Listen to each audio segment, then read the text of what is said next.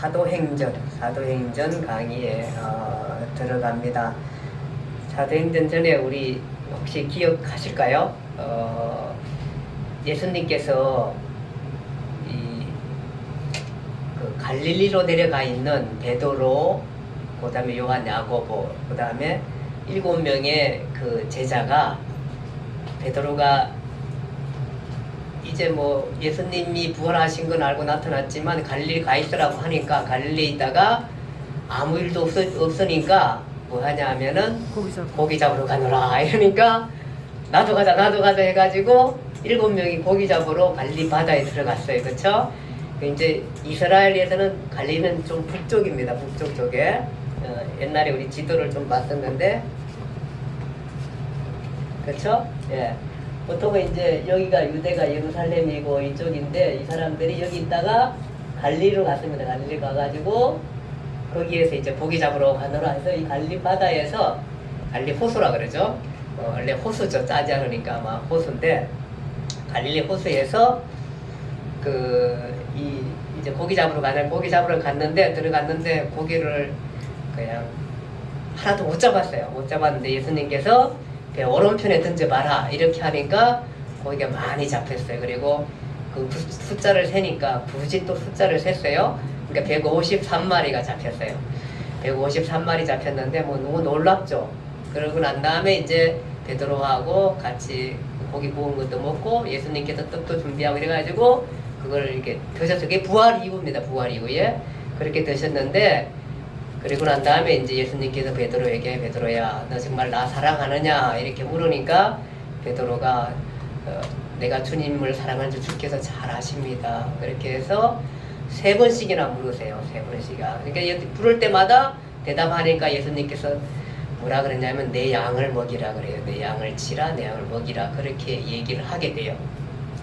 자, 이렇게 해서 이제 이들이 예수님을 만나고 난 다음에 이 사람들이 이제 다시 방향성을 찾습니다. 예수 부활 후에 이제 예수님의 그 말씀을 듣고 다시 방향성을 찾고 제자들도 다시 비전을 갖게 되게 되는 것입니다.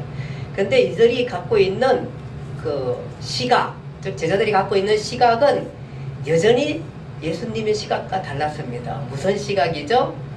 이스라엘 나라를 회복하심이 이때입니까 하는 그 생각을 늘 갖고 있습니다. 이들은 뭐냐 하면은, 이들이 지금까지도 갖고 있던 생각은 이스라엘 나라 회복, 다윗의 나라 회복, 로마 압제에서 회복되는 꿈을 갖고 있었습니다. 그랬는데 예수님께서 돌아가신 거예요. 돌아가셨는데 또 부활하셨어요. 그러니까 이들의 생각이 뭐냐 하면은, 드디어 이제 생각났어요. 뭐냐 하면은, 부활하시고 난 다음에 로마를 쳐부시고 예수 정부를 세우게 되는구나 라고 이 사람들이 이제 깨닫게 된 거예요. 그러면서 드디어 때가 왔다. 이제 걸릴 게 없어요. 왜냐하면은 뭐 로마도 무섭지 않아 이제는. 왜냐하면 예수님께서 죽음에서 부활하셨으니까 이제 더 이상 걸릴 게 없어요. 그래서 이 사람들이 힘을 얻고 꿈을 갖고 주변의 사람들을 모아가지고 좌표 이동. 어디에서 이동해요? 갈릴리에서 어디로 이동해요? 고기 잡던 그 장소에서 다시 예루살렘, Y좌표 이동입니다. 예루살렘으로 이렇게 오게 돼요. 이렇게 들어오게 되는 것입니다. 그런데 사실은 예수님의 시각은 달라요. 예수님의 시각은 달라요. 뭐냐 하면은, 예수님의 시각은 우리가 그 구약을 마무리할 때에, 구약을 배울 때 구약의 끝은 세계사를 향하고 있다. 그 생각 혹시 기억나나요? 구약의 끝을 얘기할 때 이제 이스라엘 백성이 망하고 또 다시 그 바벨론 페르시아 시대를 지나고 다시 돌아오면서 이스라엘 나라를 회복하지만, 이 성경의 생각은 단지 이스라엘 회복을 넘어서 어디를 향하고 있다?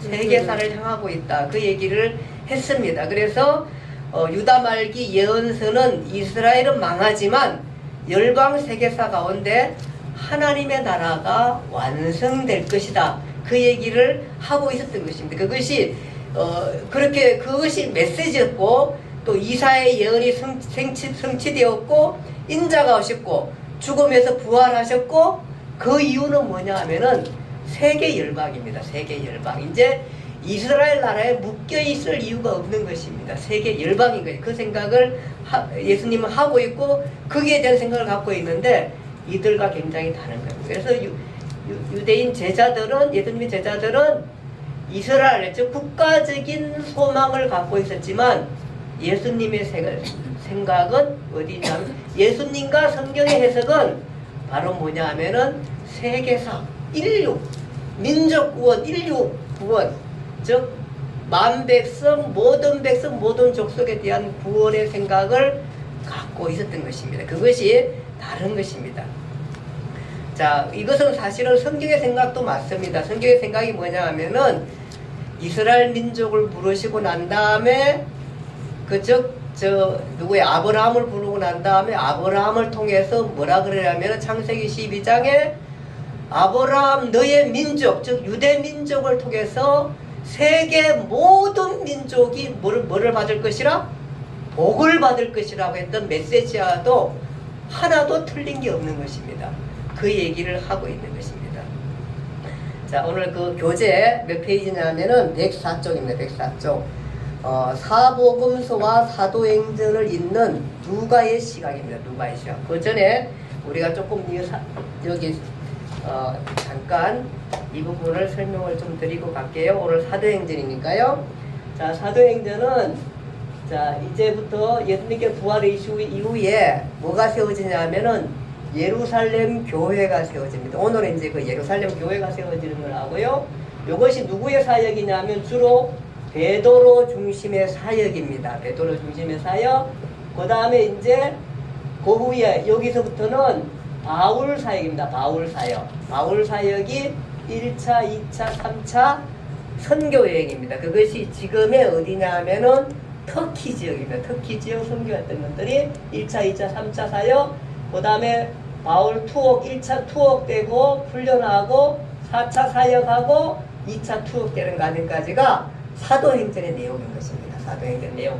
이 부분을 이제 하나씩 제가 해나갈 것입니다. 오늘 교재에 사도행전이 시작된 104쪽입니다. 104쪽에 사복음서와 사도행전을 읽는 누가의 시각. 예. 누가의 시각은 뭐냐면 누가복음은 맨 마지막 그 끝이 뭐냐 하면은 너희가 성령을 기다리라라는 끝으로 그 마지막을 맺게 되는 것입니다. 그러니까 누가는 어디에 초점을 맞추냐 하면은 오실 성령님을 기다리는 것으로 끝을 맺고 있습니다. 다른 복음서는 뭐냐 하면은 지상명 너희가 복음을 전하라 그부터 먼저 하지만 사실 누가는 어디부터 시작하냐 하면은 성령을 기다리고 있으라고 해서 그것이 끝을 맺고 있고 이것을 왜 그렇게 하냐 하면은 사도행전과 연관시키십니다. 누가복음 사도행전은 다 누가 쓰냐 하면은 누가가 씁니다. 예, 복잡하죠? 누가가 씁니다. 그래서 누가가 쓰는데 바로 그때의 사도행전에서 뭐냐 하면은 사도행 첫 번째 시작도 이 사람들이 뭐 하냐면은 성령을 기다리고 있는 것입니다. 그러니까 누가는 너희가 이제 어디 떠날 생각하지 말고 고기 잡을 생각하지 말고 뭐하라? 예루살렘에서 성령을 기다리고 있어. 그래서 120명의 문도 사람들이 성령을 기다리고 있는 것입니다. 약속한 성령을 기다리고 있는 것입니다. 누가복음 끝을 한번 읽어볼게요. 제가 모세 율법과 선지자의 결과 시편의 날을 가리켜 기록된 모든 것이 이루어져야 하리라 한 말이 이것이라. 이것이 뭐냐 하면은 예수의 죽음과 부활입니다. 그리고 그 이름으로 제3을 받게 하는 회개가 예루살렘에서 시작해서 모든 족속에 전파될 것이라. 너희는 이 모든 일의 증인이라. 볼지어다 내가 내 아버지께서 약속하신 것을 너희에게 보내리니 너희는 이로부터 능력으로 입혀질 때까지 이 성에 머물러 있으라. 그게 뭐냐 하면은 어디 가지 말고 여기에 머물러 있어라. 그것이 누가의 생각이고요. 그 다음에 이제 사도행전 넘어가면은 사도행전은 이렇게 얘기합니다. 너희는 모든 잠깐만요. 그 뒤에 사도행전 이렇게 앞부분 볼게요. 사도와 함께 모이사 예루살렘을 떠나지 말고 내게서 들은 바 아버지께서 약속하신 것을 기다리라. 그렇게 말합니다. 아버지께서 약속하신 게 뭐예요? 성령을 기다리라. 그렇게 말하게 됩니다. 그래서 마태, 마가는 지상명령으로 마무리하지만 누가는 성령을 기다리라는 이 말씀으로 마무리하게 되고 사도행전도 이 시각을 갖고 있습니다. 그래서 성령을 기다리라 하는 시각을 갖고 있는 것입니다. 이제 그동안에 누가의 시각이 뭐냐면 그동안에 복음은 요한이 세례 요한이 와가지고 이 독사의 자식들아 회개하라 그렇게 막 전파하고 회개 운동을 일으켰고 그 다음에 예수님께서 오셔서 예수 생명운동 너희가 나를 믿음으로 알면 영생 얻는 생명운동을 하셨는데 이제 세례 요한의 시대도 끝났고 예수님도 나는 이제 간다 나는 사라진다 나는 떠난다 나는 권능의 우편에 거한다고 말씀하시면서 이제 바로 누구냐 하면은 세례 요한도 아니고 예수님도 아니고 이제 바로 무슨 시대가 오냐 하면은 그의 제자들의 시대 제2의 성령운동의 시대가 올 것에 대한 기록이 바로 누가의 초점인 것입니다. 누가의 초점을 갖고 그렇게 말씀하고 있는 것입니다. 그래서 그 사복음서 사도행전에 있는 누가의 시각은 바로 뭐냐 하면 성령을 기다리고 성령이 오시면 너희가 이 복음을 전파하라 하는 것이 누가의 시각이고 또 그렇게 될 것을 누가가 시각을 갖고 그렇게 기록하고 있는 것입니다. 그리고 예수님께서 이제 마지막 정말 마지막으로 나타나십니다. 제자들이 아까 전에 그 위에 갈릴리에서 예루살렘에 오면서 제자들은 어떤 생각을 갖고 있었냐면은 이번에 예수님께서 그 1번 제자들이 이번에 예수님이 나타나시면 꼭 물어봐야 할 질문이 한 가지 있습니다. 그게 뭘까요? 그 질문은 뭐냐 하면은 이스라엘 나라를 회복하심이 이때입니까? 그러니까 이 사람은 뭐냐면 예수 정부의 시대를 갖고 있고 다윗의 땅, 그 이스라엘 가운데 가장 다윗 시대가 넓었었거든요. 가장 영광스럽고 평화롭고 있던 다윗의 시대의 땅의 회복에 대한 것을 떨쳐버리기가 어려워요. 지금도 그래 유대인들은 지금 그걸 떨쳐버리기가 어려워요. 그래서 그러니까 예수님께서 한마디로 딱 잘라버립니다. 뭐라 그러죠?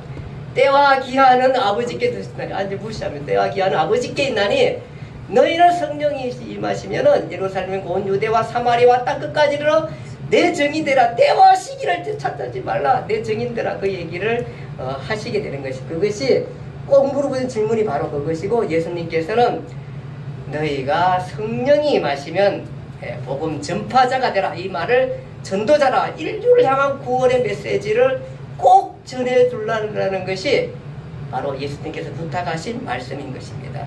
그래서 예수님은 지상명령을 다하라. 성령을 기다리고 지상명령을 다할 것에 대해서 말씀하시면서 그는 성천하게 됩니다. 위로부터 하늘로부터 올라가게 되는데 사실은 이거는 어려울 게 없습니다. 우리는 어려울 게 없습니다. 왜냐하면 우리는 공부해왔기 때문에 뭐죠? 예수님은 어디로부터 왔다 그랬어요? 하늘로부터 왔다. 나는 하늘로부터 온 인자라 그랬습니다. 하늘로부터 온 사람이다. 그렇기 때문에 당연히 하늘로 가는 것이 아주 당연한 것입니다. 그래서 온 많은 사람들이 보는 그 가운데 예수님께서 하늘로 가는 것입니다. 우리는 다락방 강론과 포도나무 강론 때 주제가 뭐였었나 하면은 떠남입니다. 떠남. 나는 떠난다. 이제 나는 사라질 것이다. 나를 찾아도 보지 못한다. 그 얘기를 하시는 게 뭐냐면 나는 위로부터 왔고 나는 위로부터 간다. 거기로 와서 위로부터 가면 어디에 앉아 있어요? 하나님 보좌 우편. 이것은 권능의 자리입니다. 누구도 침범할 수 없고 누구도 그를 거스릴 수 없는 아주 굉장히 지혜의 권능의 자리입니다. 그것은 하나님의 자리입니다. 그 자리로 그가 가셔 있는 것입니다. 사실 예수가 이 땅에 오셨을 때는 굉장히 초라하게 하셨습니다. 우리가 알듯이 마국간 말구육간에 오셨습니다. 초라하게 오셨지만 그것은 인류를 구원하게 오셨고, 이제 그는 올라가시면 어디라? 하나님 권능의 우편. 그래서 계속해서 나타나는 것이 하나님의 권능의 우편입니다. 그리고 계시록에 다시 올 때까지, 심판주로 오실 때까지, 그 심판의 강한 능력을 갖고 오실 때까지 바로 하나님의 우편에 있다는 아주 강력한 능력을 갖고, 누구도 어떠한 정부도 손괴시킬 수 없는, 누구도 변명하지 못하는 강력한 능력입니다. 어떤 신들도 누구도 감당하지 못하는 강력한 능력의 자리가 바로 어디냐 하면은 하나님 보좌 우편. 그 보좌 우편에서 계시록까지가, 계시록계 심판주로 온 백성 모든 족속을 모아 심판하실 때에 그는 그 자리에 앉아 있는 겁니다. 그래서 우리가 어려울 게 없습니다, 사실. 그래서 그는 사라지는 것처럼 많은 사람들이 보는 가운데 구름 타고 하늘로 올라가십니다. 성경은, 우리는 구름을 굉장히 흔하게 보고 사진도 잡고 하지만 성경에서 나오는 구름은 굉장히 신비합니다. 구름과 같이 나타나는 건 천사도 없다고 학자들은 말합니다. 구름과 같이 나타나는, 구름 얘기에서 나타나는 것은 바로 하나님 아버지시다, 메시아다, 그 얘기밖에 없는 것입니다. 구름 타고 올라가시게 되는 것입니다. 자, 우리가 사실은 성경을 안다면은, 그래서 동정녀 마리아에서 나신 것은 당연히 믿어질 수밖에 없는, 그냥 어떻게 동정녀가 아기를 낳아 이러면은 믿을 수가 없습니다. 그러나 근거적인 설명을 하면 우리는 다 알잖아요. 이미 근거적인 설명이 됐기 때문에, 아, 이분이 그렇구나, 하늘에 있는 분이 하늘로 올라가시는 게 당연한 거고, 이 땅에 오실 때에 사람의 몸을 통하되 그냥 그 동정녀로 올 수 있는 것은 당연한 것입니다. 당연하게 믿어줄 수밖에 없는 것입니다. 굉장히 논리적인 것입니다. 그리고 가심을 본 그대로 온다고 말했는데, 계시록에 아멘 주 예수의 오시옵소서라고 하는 장면하고도 너무나 똑같습니다. 그렇게 오시게 되는 것입니다. 논리적으로 너무 진솔하고 체계적인, 이것은 여러분 자꾸 우리가 기독교를 종교로 만들어 가서 그렇지, 사실 이 성경을 알면 이것만큼 진솔하고 논리적이고 합리적인 것이 사실 없습니다. 얼마나 논리적이 잘 되어 있는지 이렇게 돼. 이게 종교가 아닙니다. 사실 종교는 어느 종교도 이렇게 성경만큼 진솔하고 확실하고 이런 체계적이고 그 많은 수많은 언어들로 또 장면들로 역사적으로도 이것만큼 잘 되어 있는 게 없습니다. 사실은 한 곳의 종교들 다 뭐냐 하면은 그냥 뭐 하나 세워놓고 거기에 빌면 되는 게 종교입니다. 그게. 그러나 성경은 그렇지 않습니다. 굉장히 논리적으로 너무너무 잘 되어 있는 것입니다.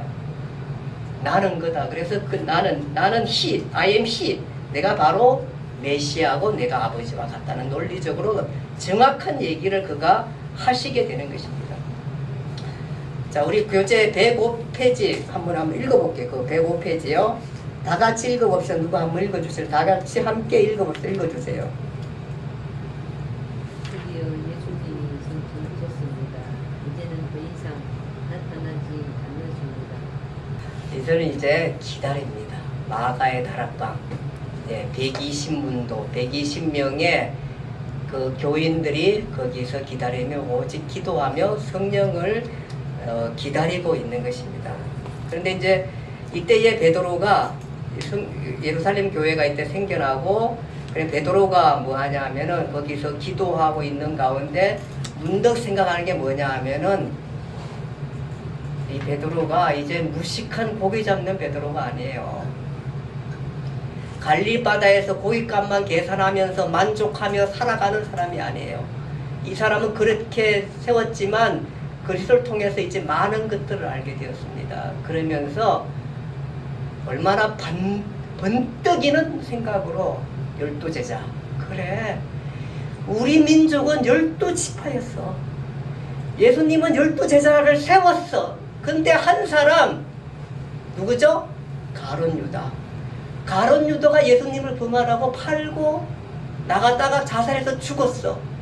이 한 명을 채워야 한다는 생각을 갖게 되었습니다. 대단한 사람이죠. 그냥 사람들 그냥 대충 살아가지만, 대충 생각할 수 있지만 역시 베드로입니다. 내 양을 치라, 내 양을 먹이라고 예수님께 말했던 그 베드로입니다. 그 베드로에게 베드로가 얼마나 고기를 잘 잡았으면은 요즘은 그 베드로 고기가 있어요. 베드로 고기. 예, 그거 하니까 베드로 고기를 팔아요. 한 요만한데 그게 엄청 맛이 없어가지고 다 버렸던 고기래요. 근데 요즘은 베드로 때문에 유명해져가지고 그것 때문에 또 수많은 식당들이 살아나고 있다잖아요. 근데 그만큼 그래요. 이 베드로가. 제가 사진을 찍어왔는데 어디 있을 텐데 안 넣어놨는데 어쨌든 베드로고 여기 베드로예요. 베드로가 그러면서 이 사람이 대단한 거예요. 뭐냐 하면은 이 사람이 시편의 69편 25절 또 시편 109편 8절을 통해서 이것이 뭐냐 하면은 성경을 읽으면서 이게 그 얘기다. 그러니까 이 예언이 응하여 할 것 같고 타인에게 그 직분을 주는 거다 얘기했던 그 시편의 얘기가 바로 이거였구나. 그렇게 얘기하면서 이미 다윗은 몇 년 전이에요? 다윗은 사실은 거의 1000년 가까이 전 사람이에요. 그때의 시편의 기록은 된 거를 가지고 그가 성경을 보면서 읽은 게 뭐냐면 이 얘기 그 얘기구나. 결국은 바로 성경이 얘기한 게 뭐냐면 타인이 직분을 찾는 것은 가룟 유다 대신에 12명의 한 사람을 채워넣으라는 얘기구나. 그래가지고 12명의 한 사람의 제자를 뽑습니다. 그래서 12명을 만들었는데 뽑아보니까 그 사람이 누구냐면은 마띠아라는 사람입니다. 마띠아라는 제자를 뽑게 됩니다. 그래서 그 뽑은 사람이 원래 이제 자격이 뭐냐면 예수님을 본 자, 그 다음에 함께 다녀 주님의 부활을 증언할 수 있는 사람, 이것이 자격입니다. 근데 마띠아가 아마 12제자 안에 속하지 않았지만 늘 따라다니면서 그렇게 봤던 사람 중에서 투표하고 얻은 사람입니다. 그것이 바로 누구의 주도하에냐면은 베드로의 주도하에. 이게 베드로가 이제 예루살렘, 이 탄생하는 예루살렘 교회의 수장일 수밖에 없어요. 대단하죠? 예, 수장이 돼가지고 그 12명을 뽑게 되는 것입니다. 그리고 난 다음에 이 사람들이 전혀 기도에 열심히 하고 약속하신 성령님이 오시게 되는 것입니다. 오순절. 그러니까 예수님께서 부활하신 지 50일째입니다. 사실 굉장히 죄송합니다. 이게 빠졌네요. 굉장히 우리가 이 기간에 사실 많은 것 같지만 여러분 보세요. 예수님께 33살 즉 AD 33년에 돌아가셨어요. 돌아가시고 요 기간에 요게 지금 48년까지 몇 년이에요? 몇 년? 베드로 사역이 이게 몇 년이에요? 예, 한 15년밖에 안 되는 거예요.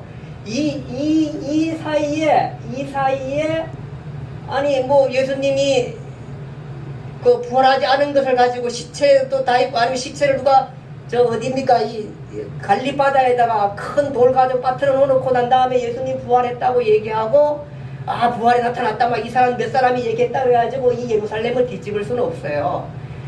이때 다 실망했던 제자들이 다 여기 와가지고 모여가지고 이 사도행전의 교회를 이루게 되는데 우리가 이따가 보면 알지만 막 3000명씩 회개하고 이렇게 하면서 붙는 이유는 부활을 목격하지 않고는 있을 수가 없는 것입니다. 그런 다음에 12명의 제자가 다 어떻게 죽냐 하면은 다 순교해서 죽어요. 다 순교해서 죽어요. 이게 사실은 오래된 얘기, 이 사람들한테는 오래된 얘기가 아니에요. 그 시절이 그 시절, 같은 시절의 얘기들에 대해서 교회가 부흥한다는 것은 놀랍죠. 유대교가 있어요. 그런데 왜 하필 기독교가 이렇게 성장하는가 하는 것은 부활을 목격하지 않고서 일이 있을 수 없는 거예요. 이건 다 정말로 거짓말장이든지 그렇게 다 탄로나야 할 일들이에요. 그렇지 않은 게 왜 그렇죠? 바로 이 사람들이 다 그렇게 죽어요. 생명 걸기 그렇게 쉬운가요? 바닥바닥 해가지고 살려고 하는 사람이 얼마나 많은데요. 그 아파가지고 장기 다 드러내가지고도 살려고 하는 사람은 물론 버리는 사람도 있지만 근데 이 사람들이 굉장히 다 힘들고 이렇게 순교하면서 돌아가시게 될 제자들이요. 대단한 일들을 행하게 되죠. 자, 이게 오순절날 50일째 됩니다. 예수님께서 돌아가시고 난 다음에 부활하시는 50일째 오순절날 이 사람들이 다 이제 성령의 충만함을 받게 기도하며 성령님이 임하는 게 그것이 성령 하나님입니다. 근데 이때 임하는 것이 바로 뭐냐 하면은 중요한 한 가지의 사실은 뭐냐 하면은 언어가 하나 돼요. 언어가 하나 되는 장면을 볼 수가 있어요. 이 사람들이 다 뭐냐 하면은 말을 하는데 거기 온 사람들이 세계의 사람들이에요. 세계의 사람들인데 그 사람들이 그 언어로 듣게 돼요.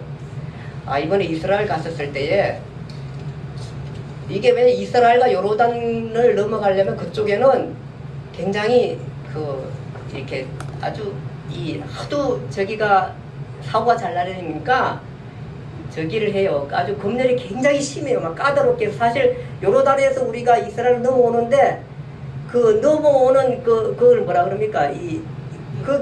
국경 지역을 4시간도 더 걸려 통과했어요. 4시간 더 걸려. 그 국경 지역만 한 5시간 걸릴 것 같아요. 어쨌든 엄청 시간을 걸려서 하는데 까다로워요. 근데마다 이게 히브리어 안 되죠. 뭐 해야 돼요? 영어로 해야 돼요. 이게 영어도 그냥 나처럼 하면 안 돼요. 농통해야지 이게 어느 정도 이게 빠져나갈 수가 있어. 근데 다행히 우리 멤버 중에 12년 동안 미국에 계셨던 분이 계셨어요. 그분이 통역해가지고 안 왔으면 못 올 뻔했어요. 제가 사실은 많은 사람들이 막 묶여있고 힘들고 그나마 그래가지고 4시간에 통과했죠. 잘못했으면 몇 시간 더 걸릴 수도 있어요. 잡아놓고 하면은. 어쨌든 그렇게 했었는데 이 언어가 통일돼요. 근데 내가 한국말로 하는데 내가 각자 다른 언어도 안 배워 다른 말로 할 수 있다는 것은 이것은 기적입니다. 근데 우리가 한 가지 알아야 돼. 이렇게 말하는 것은 허무맹랑하고 말도 안 되는 소리인데 성경은 말이 될 수밖에 없어요. 왜 그러죠? 언어가 언제 흩어지죠? 이 언어가 언제 흩어져요? 바벨탑 사건이에요. 바벨탑 사건. 이들이 하나님과 도전했었을 때 탑을 싹 깨며 그들의 신들을 섬기려고 외치려고 했을 때 하나님께 그들을 흩으십니다. 흩으시고 난 이들이 나가게 되는 것인데 그것이 여기 내용인 것입니다. 당시에 니브로 바벨론의 바벨탑 사건으로 인하여서 이 언어가 나뉘어지는 것입니다. 근데 이 언어 구조를 얘기하는 분들은 이 언어 구조를 얘기하는 많은 사람들이 우리가 이제 뭐 말도 하지만 이 말을 통해 가지고 사실은 글을 만들잖아요. 세종대왕처럼 지금도 수많은 선교사들이 그 언어를 만들고 언어가 없는 데가 발음기를 따가지고 그거를 만들고 있거든요. 만들어가지고 성경을 번역하게 되고 이렇게 하거든요. 그것이 번역 성경이거든요. 근데 그 언어가 흩어진 게 바로 이 언어 이때예요. 이때고 이게 왜 어쩌죠? 하나님을 대적하고 했을 때 이때가 흩어지게 돼요. 근데 이걸로 해서 모든 민족이 나눠지잖아요. 근데 성경은 기가 막힌 게 역사적으로도 이게 정확하게 많은 사람들이 증명하고 있는 거예요. 근데 이 언어가 언제 다시 통합돼요? 지금 오순절날 하나님께서 통합의 의미를 주세요. 이들에게 통합하는데 이 사람들이 뭐라 그러냐면은 저 사람들이 다 갈릴리 사람들이 아니냐. 그런데 우리가 온 세계로부터 왔는데 우리가 각자의 언어로 다 듣게 되는 것은 도대체 무슨 일인가? 어떻게 이렇게 될 수 있단 말인가 하는 게 사도행전의 얘기예요. 그 사람들이 온 나라가 여기예요. 자, 이 사람들이 거기 성경에 쭉 읽어보면은 그 얘기, 성경에 나오는 나라들이 거기 보면은 이렇게 돼 있어요. 바데인가, 메데인가, 그 다음에 엘람인가, 메소포타미아, 유대인, 갑바도기아, 본도, 아시아, 부르기아, 밤빌리아, 에고, 리비아, 여러 지방, 로마로부터 온 나그네 다 이렇게 얘기를 하게 됩니다. 이런 것들이 다 갑바도기아, 본도, 그 다음에 아시아, 메소포타미아, 이쪽 로마까지, 그레데, 그 다음에 리비아, 이쪽까지, 에고, 예루살렘, 아라비아까지, 메데, 바데까지 다 여기에 있는 사람들이 오순절에 와 있는 거예요. 와 있는데 이 사람들이 다 같이 자기들의 언어로 듣는 거예요. 이 이유는 바로 뭐냐 하면은 바벨탑 사건 이후에 언어가 다시 여기서 일시적으로 모여요. 무슨 현상이냐? 뭘 얘기하고자 할까요? 뭘 얘기하자 할까요? 이제는 세계다. 이제는 너희를 통해서 온 만방에 이 생명의 구원의 소식이 세계 모든 족속에 전해져야 한다는 것입니다. 그래서 성령이 임하시면 너희가 온 세상에 가서 이 복음의 굿뉴스, 즉 생명 얻는 구원의 소식을 온 세상에 전해달라는 것이 바로 이 오순절 사건의 의미인 것입니다. 그래서 똑같습니다. 뭐냐하면 이제는 바로 성령 하나님을 통해서 세례 요한도 아니고 세례 요한의 운동도 아니고 예수님 당신의 운동도 아니고 그로부터 받은 그 메시지를 이 온 땅 끝까지 전해달라는 것이. 그래서 예수님은 마지막까지 타락한 인류 가운데 그의 백성들을 모아가지고 그의 백성의 나라를 만들겠다는 겁니다. 지금 그래서 그 복음을 전해서 모든들로 하여금 그 사람들이 하나님 앞에 돌아올 수 있는 기회를 주라고. 그래서 성경을 모르는 사람들에게 이들에게 복음을 전해서 이들이 예수 믿게 하자는 그 얘기를 하고 있는 것입니다. 사람들이 술을 먹어서 그렇다, 새 술에 취했다 막 이렇게 비난하는 사람도 있었고요. 놀랍게 됐습니다. 이러면서 이렇게 될 때에 베드로가 일어나서 설교를 합니다. 그 설교 내용이 뭐냐 하면은 시편의 16편 8절에서 10절, 그 다음에 시편 49절 15절, 너희가 못 박아 죽인 예수 그리스도, 그를 사망에서 풀어 살리셨고, 그가 그러니까 소홀은 사망이고 무덤이고 지옥인데 거기서 건져내서 거룩한 자로 멸망하지 않게 하셨다. 그 얘기를 하게 되고, 제가 말씀드렸죠. 시편 110편 말씀, 시편 110편 기억나나요? 이거 꼭 기억해야 되는데,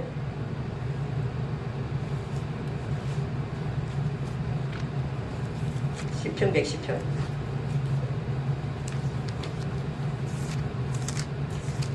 예, 이거 말했죠. 제가 이거 가지고 베드로가 설교합니다.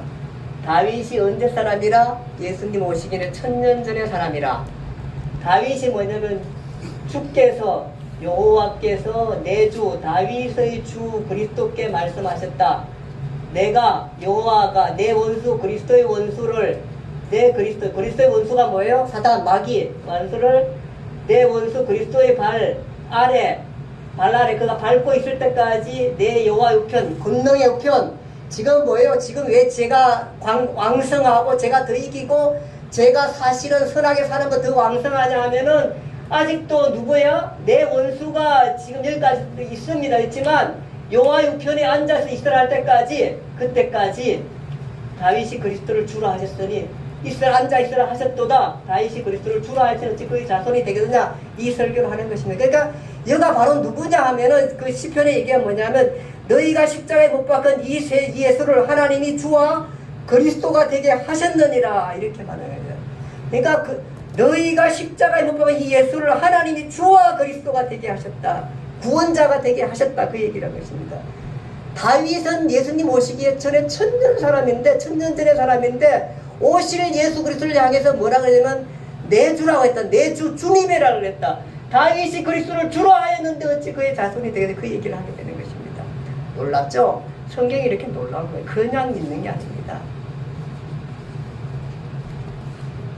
그러면서 베드로가 말하면 그러므로 회개하여 세례를 받으라. 그리하면 성령을 선물로 받으리니 이 약속은 너희와 너희 자녀와 모든 먼데 사람 곧 우리 주 하나님이 얼마든지 부르시는 자들에게 하신 말씀이니라. 네. 너희와 너희 자녀와 모든 먼데 사람 곧 주 우리 하나님이 얼마든지 부르시는 자들에게 하신 말씀이라. 그렇게 하게 되는 것입니다. 페이지 106쪽 중간글 한번 읽어볼게요. 중간글 106쪽 중간글. 예루살렘 교회가 시작이 되는데 바울이 이 설교를 끌고 간 다음에 사람들이 죄송합니다. 베드로가 이 설교하고 난 다음에 3000명씩 회개하는 것입니다. 3000명씩 회개하는 역사가 일어나게 되는 것입니다.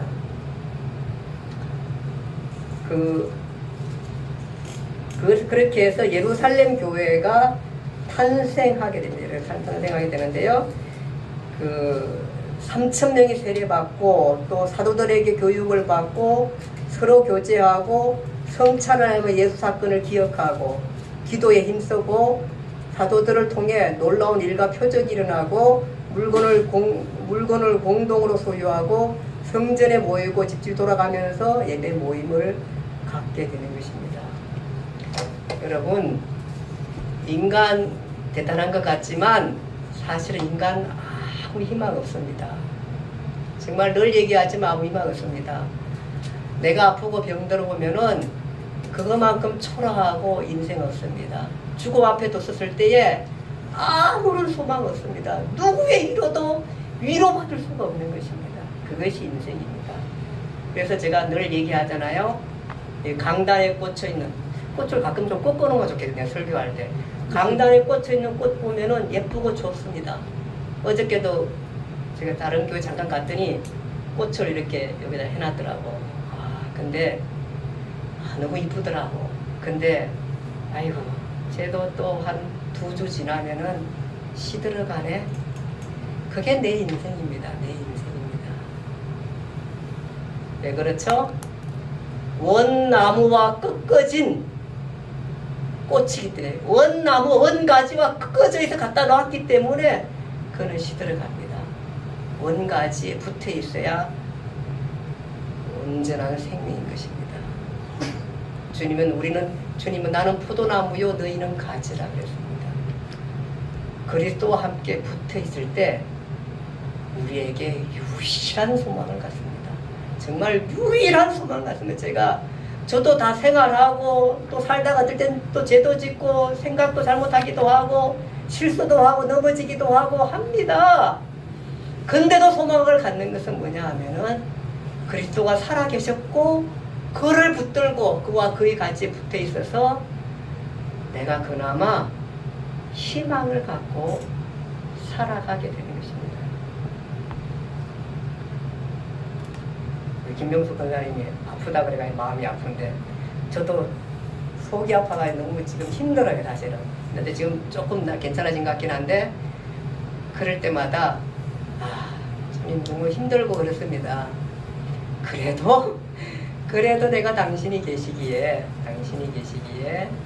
힘과 소망을 갖고 삽니다. 왜냐하면은 우리 사실은 주님 저 병들어 죽는 것보다 교통사고 당해서 죽는 것보다 뭔가 괜찮은 일 하다가 죽었으면 얼마나 좋겠습니까? 우리 다 그렇게 죽잖아요. 그래 또 살라고 막 뭔가 또 발버둥을 치잖아요. 그렇게.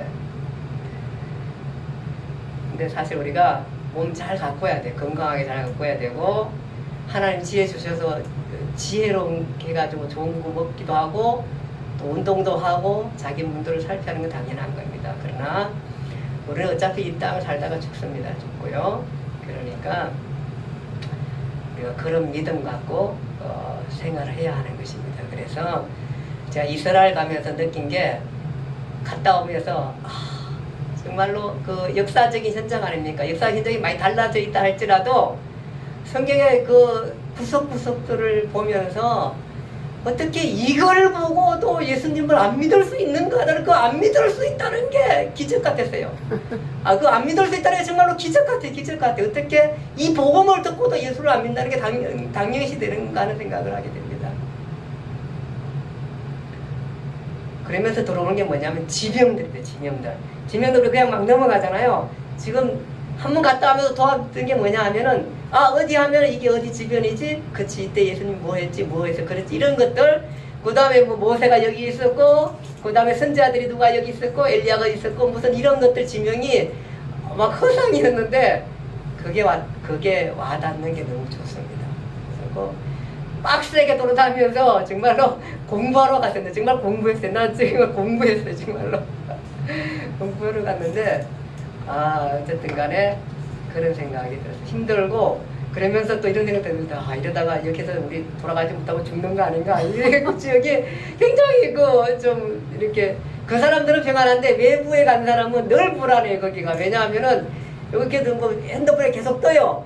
이게 뭐 여기 지역은 그러니까 항상 조심하라 그러고 이게 떠요. 매달 와요. 저쪽에서 오기도 하고 여기서 갈 때도 뭐 우리 목사님이 이게 보험도 안 들어준대. 보험도 여기라 그러면서 비싸다고 이러면서 하는데 어쨌든 간에 그러긴 했지만 거기 있는 사람들은 평안하더라고. 정말로 평안하더라고. 내 생각이지 그 사람들은 평안해. 괜찮아요. 가볼만해요. 뭐 또 가가지고 거기서 죽으면 좋죠. 왜냐하면 우리가 다 병들다가 죽잖아요. 이게 죽을 텐데 뭐 어차피 괜찮은 것 같았어요.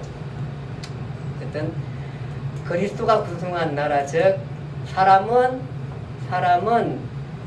타락했고 죄를 지었고 인류는 아무 소망 없이 무덤에 들어가고 죽게 되고 죽으면 끝이면 죽겠는데 죽음 후에는 심판이 있고 영별을 받고 영원한 지옥에 빠지는 것이 인간인데 그 중에서 얼마를 예수님을 콜링해서 예수 그리스도가 이 땅에 십자가에서 나를 대신해 십자가에 못 박혀 죽으시고 예수 그리스도를 믿는 자는 영생을 갖겠다 하셨고 그 예수를 믿음으로 말미암아 우리가 죽은 우리, 즉 꽃꽂이처럼 죽어가는 우리, 사실은 원래 죽은 거죠. 사실은 그것이 결과적으로 봤을 때 죽은 거죠. 죽은 우리를 그리스도와 접붙여서 살게 하는 그의 십자가 사건이었고 그의 부활과 그의 권능의 자리, 즉 하나님 우편의 자리, 누구도 침몰 그 자리에 있으면서 그가 다시 와서 온 인류를 심판할 때에 양과 염소를 가르듯이 갈라서 예수를 안 믿는 사람과 믿는 사람을 구분해서 염소 편에 있는 사람들은 영벌을 받게 하고 예수를 믿는 사람은 영생에 들어가게 한다는 이 놀라운 진실된 사실, 내가 길이요 내가 진리요 내가 생명이라고 하는, 누가 감히 이런 얘기를 할 수 있을까요? 내가 그 얘기를 할 수 있을까요? 그럼 미친놈 하면 돌 던져 죽일 텐데 4대 성인 중에 한 사람도 아니고 정말 그리스도 그가 그 얘기를 하시게 되는 겁니다. 믿어라. 그러면 너와 내 집이 구원을 얻겠다 그랬습니다. 그러니 내 자손이 서울대학교 들어가는 것보다 훨씬 중요하지 않을까? 이게 사실 내가 어떤 복권에 당첨되는 것보다 이 사실이 중요하지 않을까요? 중요합니다. 그래서 우리 모르는 사람들에게 이 사실을 알려야 하는 것이 복음이고, 안 믿으면 할 수 없습니다. 그거 어떻게 합니까? 안 믿겠다는데. 그러나 우리의 책임이라는 것은 그로 하여금 이 얘기를 전해줄 수는 있어야지. 그리고 상세하게 알고 안 믿어야지. 안 믿어도 상세하게 알고, 그달고 그냥 교회가 잘못된 것 같고 뭐 목사가 뭐 잘못했더라 뭐 이런 것 가지고 안 믿는 게 아니라 성경을 보고 알고 그럴 기회를 줘서